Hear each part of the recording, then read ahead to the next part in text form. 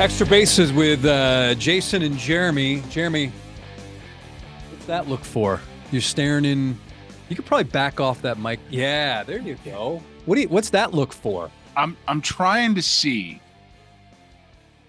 what the Astros personnel department is looking at. Oh, geez. So you're looking into the camera for that? I mean, you got to look somewhere. You know, it wasn't. It's not in my common sense Rolodex. It's not in my experience Rolodex. It's not in my phone, and it wasn't in my Magic 8-Ball. So I'm figuring it might be over there, right? And that's all. I was just trying to find out what I could see, what they were looking at, where it would be. Well, the latest move, and again, I know that the Astros have a lot of problems, maybe even a top 200, but so the latest one is that the team has once again, someone has shuffled the lineup again. This is Wednesday, May 8th, as we're recording this. Alex Bregman has been moved down in the lineup to 6th, and Jeremy Pena on a Wednesday night in New York, batting cleanup for the first time in his major league career. Alex Bregman, 6th, hadn't done that since 2021. Now, granted, at the time, he was still around 800 OPS and about a 280, 290 hitter. Kyle Tucker at number 2, Yordan 3, Pena 4, Singleton 5. And we still haven't, Jeremy, at this point, because Jeremy keeps working his way up, not you, Jeremy, but Jeremy Pena keeps working his way up the lineup. So who knows, Jeremy Booth? At some point, maybe he will hit 2nd in the lineup because the progression, maybe by early July, he'll be in the number 2 hole. You know when he's going to be in the 2 spot? November, right? He's going to be in the 2 spot in November because whoever's doing this now is going to have to be called to the carpet as to why they didn't put him there beforehand. Look, this is probably one of the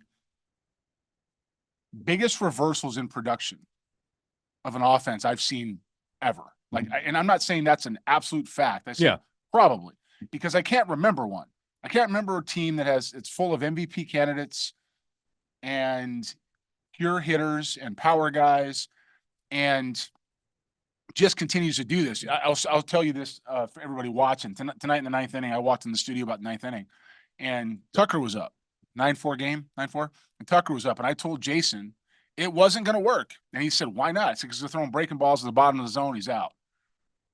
I said, when he hits behind Alvarez, he gets fastballs. Ahead of him, he gets breaking balls. You know why? Because there's nobody else behind Alvarez after that point. See, Yordan Alvarez can hit a breaking ball. Kyle Tucker hits a hanging breaking ball, mistake breaking ball. The swing is geared for velocity. You need to get him fastballs. So do that again. What Tucker sees when Yordan's behind him and what Tucker sees when Yordan's in front of him. So when Yordan Alvarez, when Tucker's hitting ahead of Yordan Alvarez, he's going to get a diet of breaking balls because there's no reason to throw him fastballs. Alvarez can hit anything. Tucker doesn't hit the breaking ball real well. He hits the mistake breaking ball. So if Alvarez is ahead of him, you'd rather pitch to Tucker than you would Alvarez, right? It doesn't work the other way because Tucker's going to get himself out and it puts more pressure on Alvarez with 2 outs, people in scoring position. That's not the way that works. So Tucker in the 2 spot's been an unmitigated disaster. It doesn't matter that he's had 2 home runs. There've been nobody on base both times. I'll go back to what we said after the first week. I said, would you rather hit somebody second to prove a point? Would you rather win games? I believe that's what I said.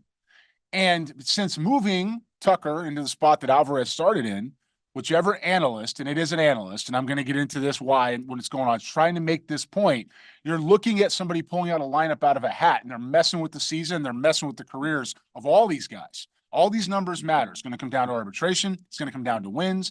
I mean, I'm looking at Astros X, and I'm starting at first, and I mean this, at first, I didn't care one bit about how these guys feel. I didn't care because you guys have been really tough to deal with on both of us. You've been absolutely a mess in a lot of different ways. We spent a lot of time on that, and so I'm not going to go backwards into it, but I didn't care. And I'm watching you now, and I almost feel sorry for you. I feel bad because you have no idea how this came, and you have people that are like unnamed with fake avatars. You know how it goes. Fictional characters that have been convincing you, and economics teachers convincing you that they have an idea what's going on. Meanwhile, it's this exact over-analysis. And I say over-analysis because there is a way to look at this with analytics that would help you. You know what you look at? Pitch sequencing. You figure out who hits where in the lineup. You look at guys, Joe Espada said, chasing out of the strike zone. Who's chasing out of the strike zone in RBI situations? For those who don't think RBIs matter, at some point, you got to drive a run in. Otherwise, you lose. And so what you're looking at now is a bunch of analysts, yes, analysts, who sat up and said, the major league team is set. We don't need any help with the major league team. Major league team will take care of itself. Anybody else remember hearing that? A lot.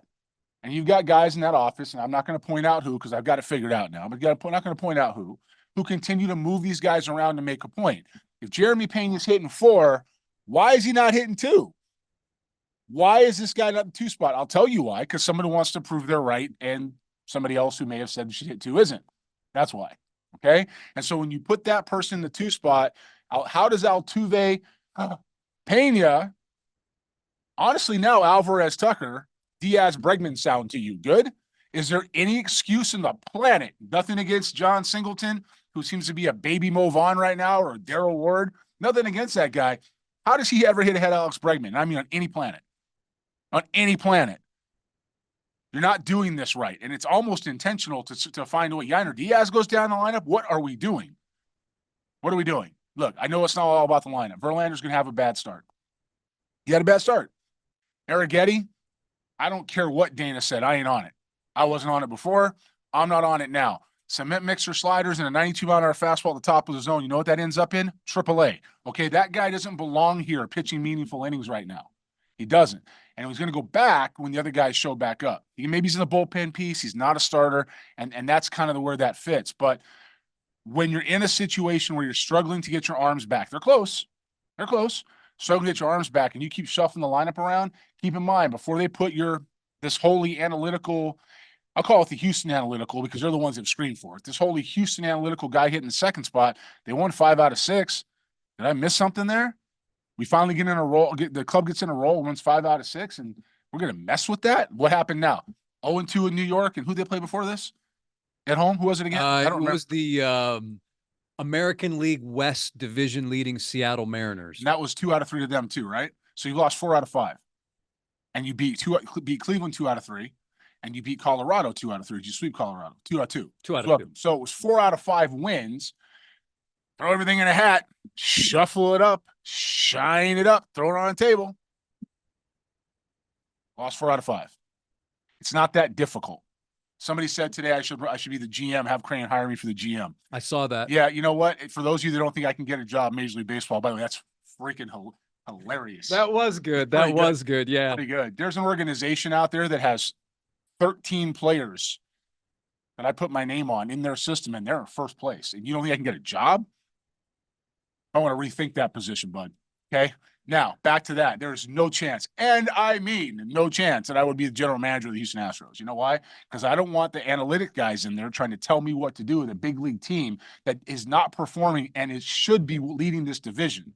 If anybody here thinks that Joe Espada, regardless of what we think about his ability to manage thus far, you haven't seen it yet because he's being told what to do. If anybody thinks that Dana Brown all of a sudden has forgotten how to do all these things, it's the same guy that helped win the West last year, that helped put pieces in place. You know what's missing? Dusty Baker fighting the people that are telling him what to do. That's what's missing. Dana's just doing what he's told. And so is Joe Espada. You guys need to get off of that and go to the people that said the big league club was where it is and who's listening to the wrong people. Because it's the wrong people, and it's not even close. Dusty Baker, it was his lineup, and he was going to put it together, and people didn't like that, and that's why a lot of stories were leaked. That was Dusty Baker saying, this is my team. And was he perfect? By no means at all. Yeah, he has some flaws. He has some flaws, including listening perhaps too much to what people were saying. That's a fact. But, man. Should have fought it like me. Huh? Should have fought it like me, because I'll go toe-to-toe with you. Yeah, I will say this, Jeremy, the criticism, it's a little less now, Of who? Of you. Oh, okay. A little less. Huh. People aren't talking as much about you. Maybe it's problem 202. Yeah.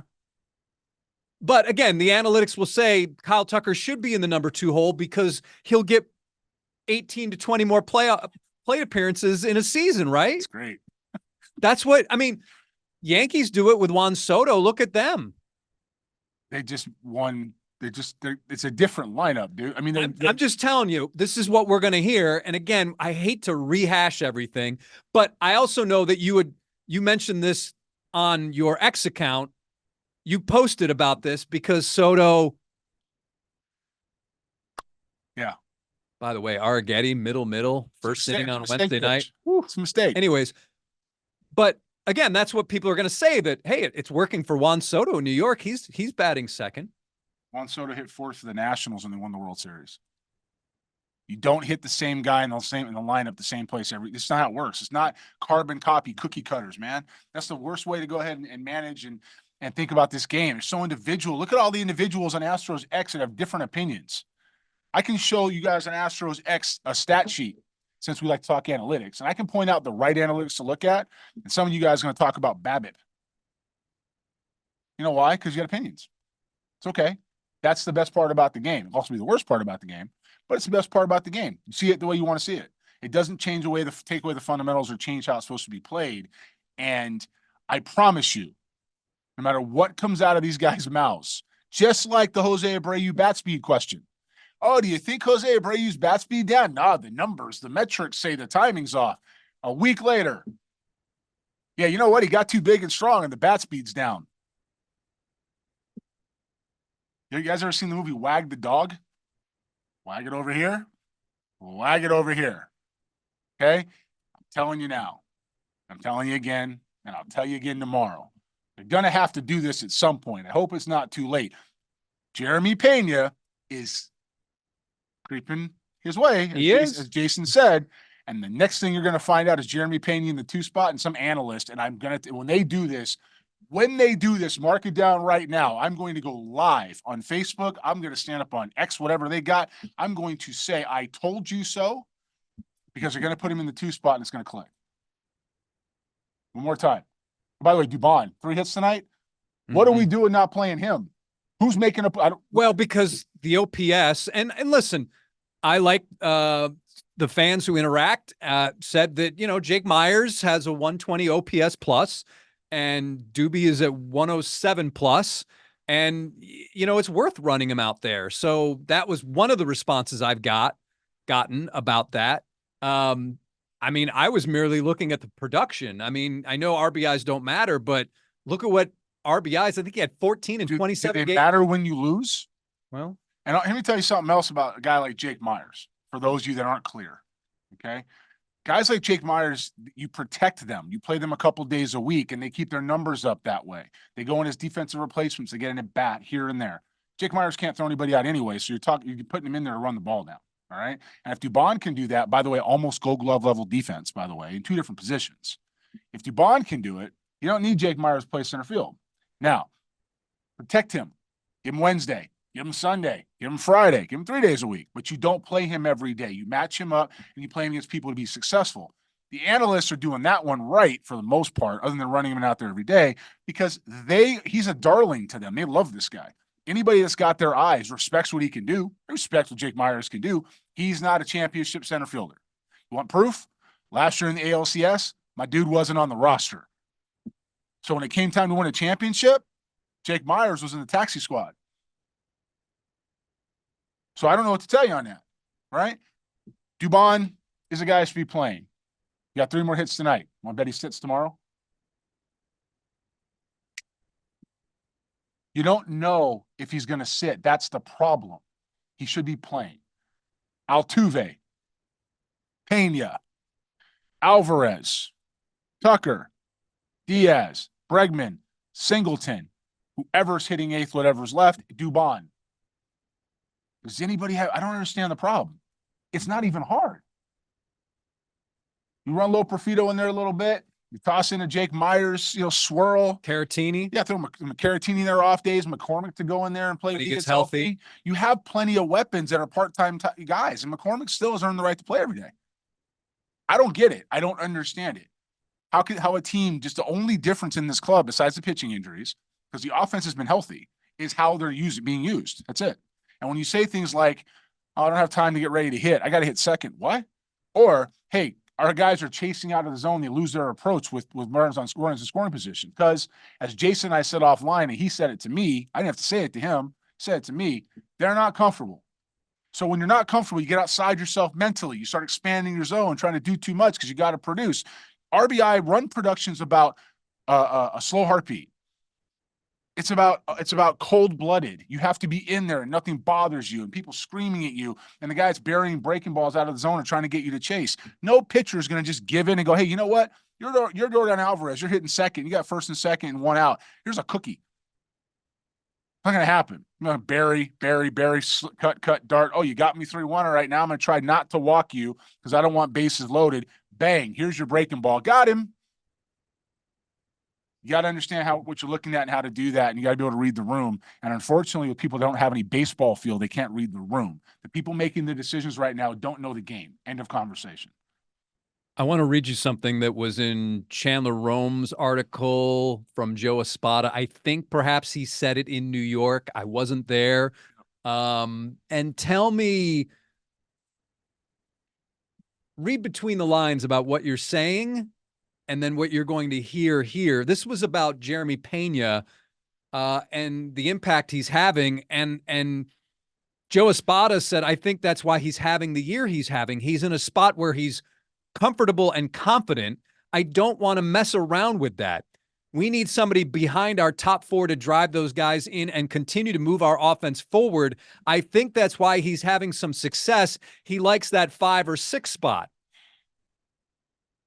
And then where is Jeremy Pena hitting now? 4. Do you think that's a Joe Espada decision to hit him 4th? I think Joe and Dana both are telling you the truth because they're tired of being, shillelagh'd in the media. That's what I think is going on. Jeremy likes hitting 7. That's what he likes hitting, or 6. He's a 2-hitter. Likes being the top of the lineup. Where they put him this year was 5 and 6. And last year with. So Joe's got a feel for his players and they're taking it away. I want to take you guys back with that quote to 2016. Okay, so I thought about this on the way in here. 2016, the Luno era, keep in mind they got in here in 2012, was their first year, okay? They were left, and I don't care what economics teacher doesn't like hearing this. They got in here with a full cupboard, and I mean a full cupboard of players. They absolutely, with Bobby Heck, as all GMs do, ran the 2012 draft together. Bobby Heck still drafted, Carlos Correa, Lance McCullers, and a whole bunch of other players right behind that in 2012 draft before he was shown the door. Now, from there, with the exception of the 2 players in the 2015 draft, they were abysmal. Where the Astros were better than everybody else at the time was pitch data. They did a good job on pitch data. If you look at their pitching until now, it's done an exceptional job for a decade, well over a decade. It really has, okay? At that point, Luno, as we've all seen and heard, and you heard it here first, you've now read it other places, went into fire mode. He cleaned people out on the culture because that's okay, because he didn't think they were part of his, was ruthless the way he did it, but it's his right to do that. He listened to other people's ideas and decided to try to put his own stuff in play, okay? The game revolted. Through 2015, they made the playoffs, did they not? In 15? Mm-hmm. In 16, they did not. Correct. That was my first year here. They did not. Jeff Luno's contract, I believe, was up right around that time, I think after 17. 12, 13, 14, 15, 16. So maybe sounds about right because then he got a new title. Right. And so in 2017 or 2016, isn't that when they acquired Alvarez? 16 for Josh Fields? Is that correct? I'd have to look. I don't remember. The pro scouting staff was gutted early 2017.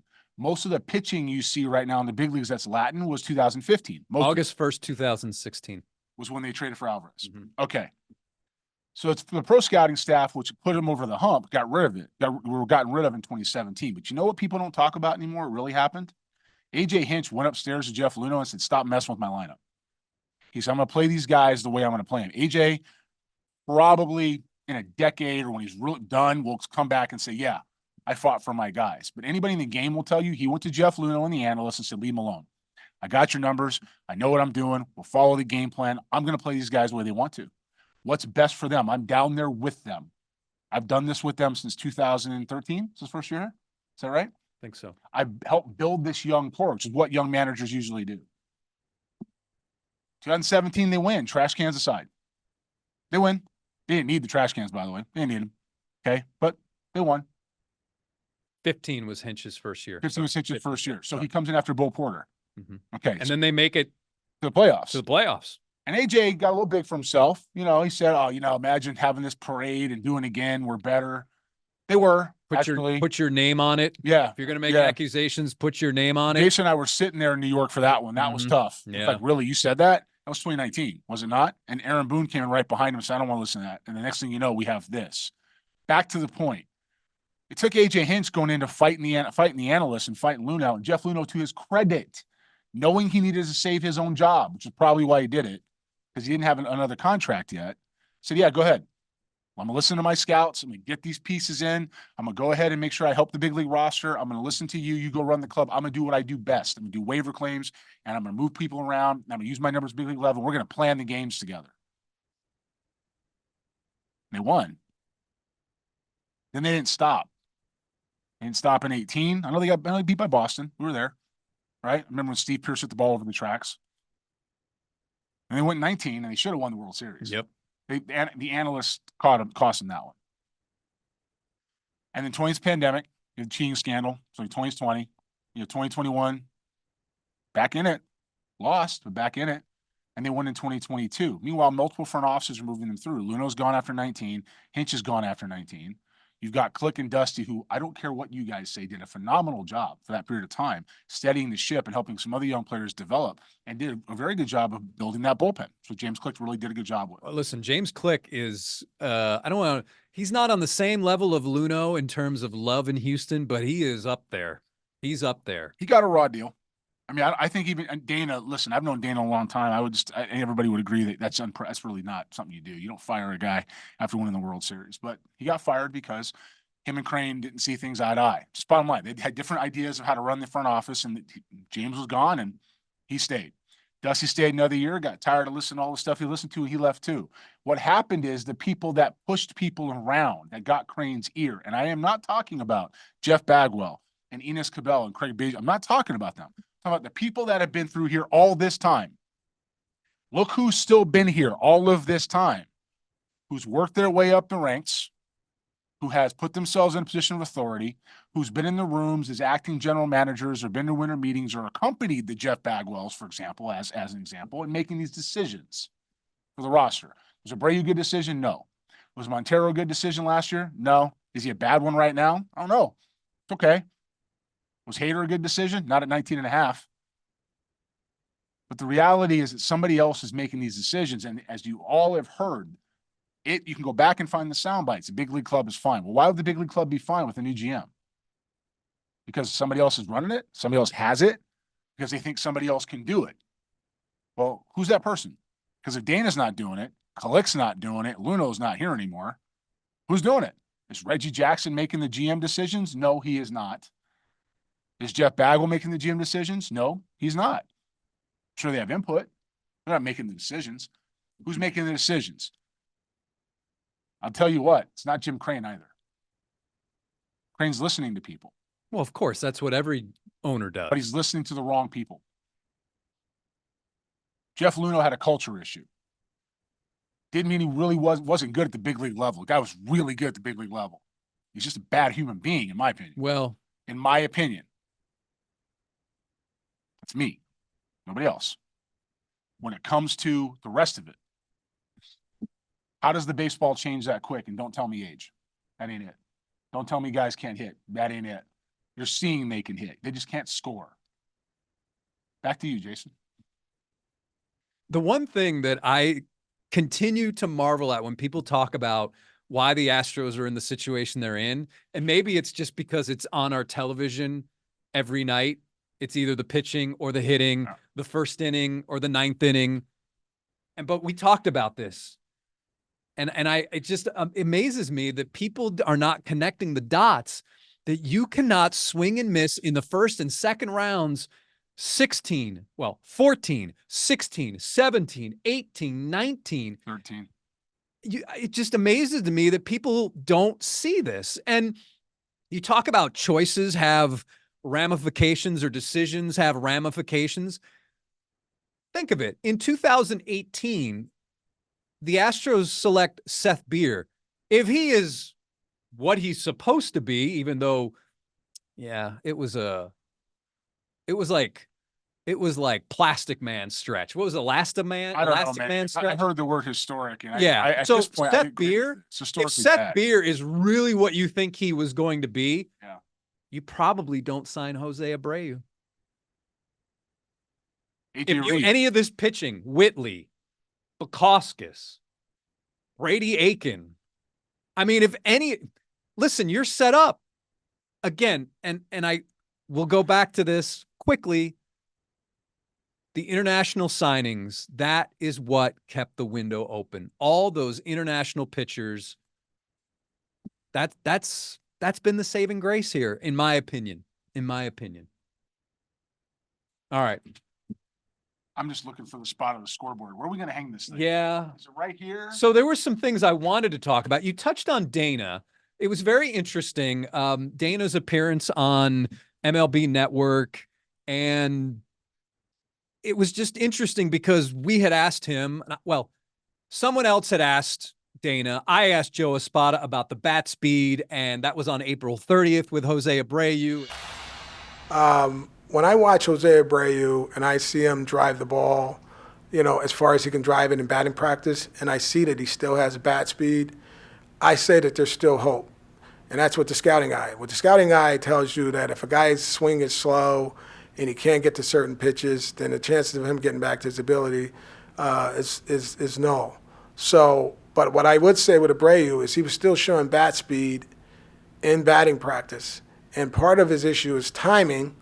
And if you start your bat late and pitchers are throwing hard here at the major league level, you have very little chance of catching up with it.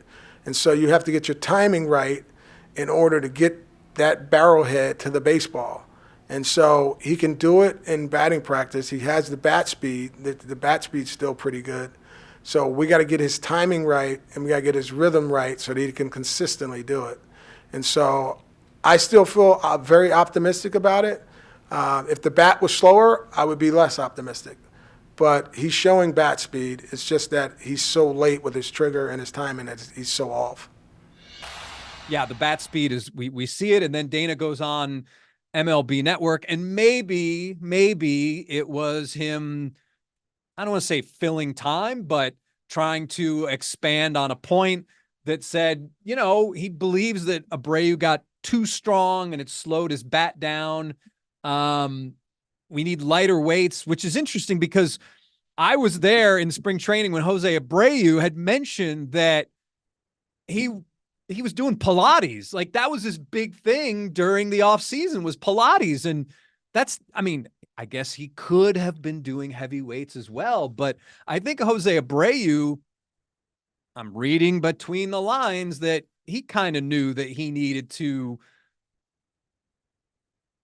get back to a point where he was perhaps more athletic, more flexible, right? With Pilates. That would be the point of Pilates. Yeah. So, that certainly has riled up Astros fans, and Dana's kind of in a no-win situation, I think, in some ways. Dana's definitely in a no-win situation. So is Joe Espada. Here's why Joe Espada's in a no-win situation. And unfortunately, Houston fans, you're going to have to hear another one you don't like. You guys screamed and railed against Dusty Baker. And then when Jason and I dropped the Ron Washington thing, you guys positively lost your minds. Oh, my God. Why would we want some old baseball guy? Why? No. This was your decision. I could go back and grab the Yeah, you wanted this. Like, you asked for this guy to be the manager. You can't go kill him now. You can't say, oops, we made a mistake a month and a half in. Let the guy get going. Let him go. Let him give. You don't even know what he can do yet. Now he's here. Now he's in the chair. Maybe this is why other teams passed. Maybe not. What we know is he's 45 games in. Is that it? Is that it? 35? Not even that. 40 Not even games 45, in. no. Let him manage. You know who else he's let him manage? The analysts in the front office. You let him manage. Okay. Let's see what happens with what he can do. But you guys wanted this. What's that adage? Careful what you wish for. Well, that's what I said. Be careful what you wish for. In a number, I said it with the manager, and I also said it with the catching position. That's because yes, Yiner is a I don't want to say a rising star, but certainly has the potential to be a very productive catcher in this game. But there were things that Maldi does and did that you can't see them on a box score. And I think people are starting to see that based on some of the tweets we've been seeing, X posts. And yeah, you guys wanted him gone, but you didn't see behind the scenes. You didn't see what we saw, or at least I saw, because you don't go in the clubhouse. What I saw in the clubhouse, what I've experienced in the clubhouse about how he's a leader. He was a leader for this team. You know, Martin Maldonado, we had him with Milwaukee. He's played a lot further and a lot better than almost anybody thought. Sure. He could never hit. Didn't he start as a pitcher? Yeah, he could never hit. What I'll tell you is this. Why do you think a future Hall of Famer in Justin Verlander wanted to throw to him? Why do you think Framber Valdez wanted to throw to him? Why do you think Christian Javier wanted to throw to him? And I get it from the Astros perspective. How do you've got to move on from a guy, because if he was back here, my guess is they'd all want to throw to him again. Yeah, and they don't want to, and Diaz has to play. It's his turn. It's his time. What I'll say is this. The game, no matter how many times people try to evaluate it differently or adjust it or edit it, it's still the same game. It's one of the few things about baseball. That's football, you can change a little bit. Basketball, you can change a little bit. It's still the same game. Baseball's tough, man. Baseball is hard to do. It's hard to play, and it's even harder to evaluate. Okay? You have to remember, somewhere out there, out of all the players that have been signed and all the players that have been seen ahead of time, there's only, to get to that number of actual signed players at any level, there's only been 20,000 big leaguers. It's tough to do. It's just tough to do. And to evaluate, it's tough. To think you can get a stat sheet and tell a heart hustle, you can't. You have to look at, there's a lot of other things you can do to figure that stuff out. But I think we're in a place now where Joe Espada is the guy. He's got to be the guy. There's no adjusting it. Dana Brown is still the GM, and I hope they take the gas off Dana and they allow him to do his job too, because he can do it. He can do this job. He really can. You're not going to find out if somebody keeps telling him what to do. It's not going to happen. So, it's not over yet. But you wanted this. Be careful what you wish for. You wanted this, and now you got it. And you're going to have to turn around, and you're going to have to accept that you wanted it. Luno's not your savior. The draft has been terrible. He was terrible, and that's what got him here, was the ability to draft well and move stuff around. Well, the ability to move stuff around. Yeah, but you have to have something to trade. Well, you're right. You have to have something to move around. Yeah. And when it comes to the next piece, it's about steadying the ship and keeping it pointed the right direction. And those guys are gone. So you got new people in here. You have people who Dan didn't even get a off season last year. No, he just showed up before spring training. So you're gonna have to, unfortunately, deal with what you asked for. You're gonna have to recognize who's making the decisions. And if you really want this to go away, stop listening to economics teachers. Stop listening to those opinions, because that's what got you here. You have to let these guys be players. Let them do what they do well. And whenever they put Pena in the 2 spot, remember I said this, write it down. Whenever they put Pena in the 2 spot, and obviously Bregman doesn't deserve to hit 3rd right now with what's going on. Whenever they put Pena in the 2 spot, it's going to click, provided Tucker moves out of the way. That's what I got. All right. Don't do this very often, but the Space Cowboys, I do not like the City Connect jerseys. I don't like them. There's maybe 4 that I think are. This is not a City Connect jersey, but I'll hand this to you because your camera, mine will reverse. This is the Space Cowboys faux back to match the style of a bygone era.